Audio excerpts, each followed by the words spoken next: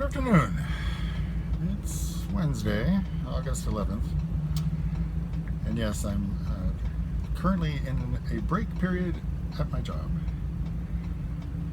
This morning I got to thinking about science. I'm not sure what kicked it off, but how hard good science is. 1101, 107 downtown. Let me check that. And by good science, I mean, actually figuring out what causes something. And when you're doing experiments as a scientist, of course, your ideal is to control every variable except the one you're trying to learn about. And of course, life isn't usually that simple, so then you've got these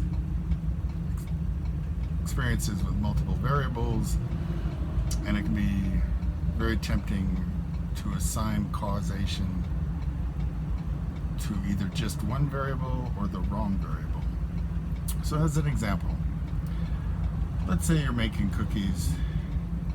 You made cookies yesterday, they turned out fine.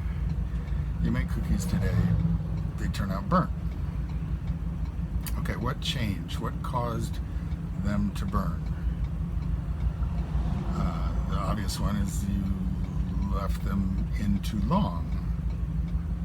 Okay, that could be it. But maybe you didn't leave them in too long. Maybe you set the temperature too high. Okay.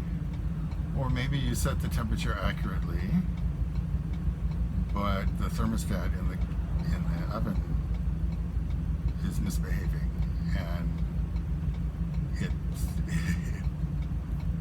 cooked the cookies at a higher temperature. The other version where you left it too long is like, okay, well, did you set a timer? Yes or no? Did the timer go off?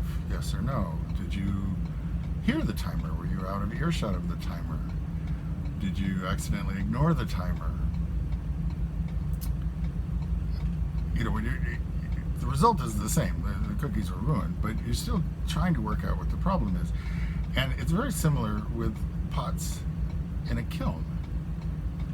So once upon a time, when I was younger, I melted a kiln. Electric kiln.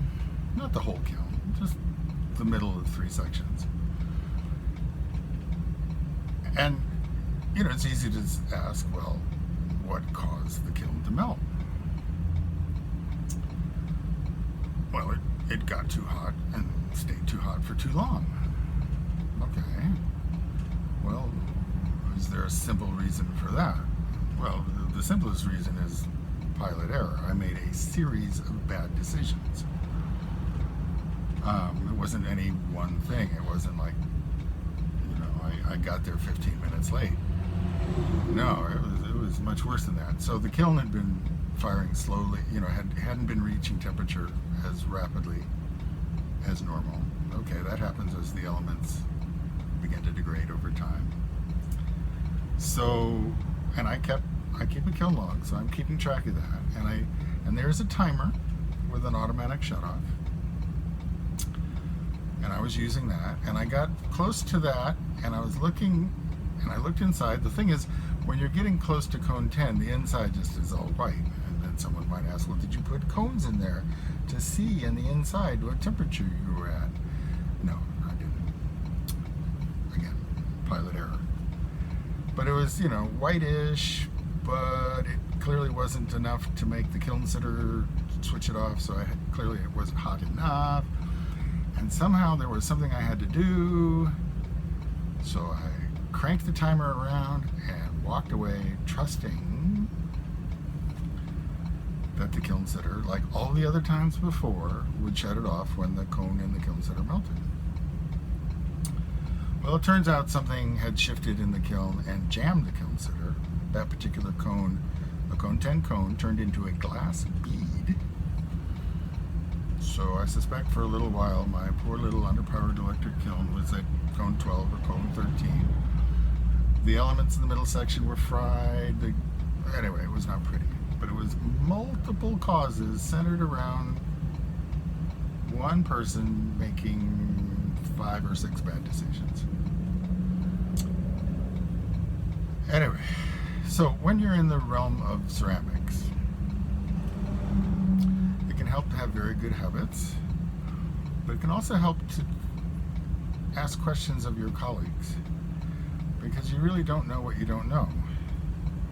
And when you're trying to figure out good science, you need to understand that there are often more than one variable in a particular situation, including variables you may not suspect exist at all.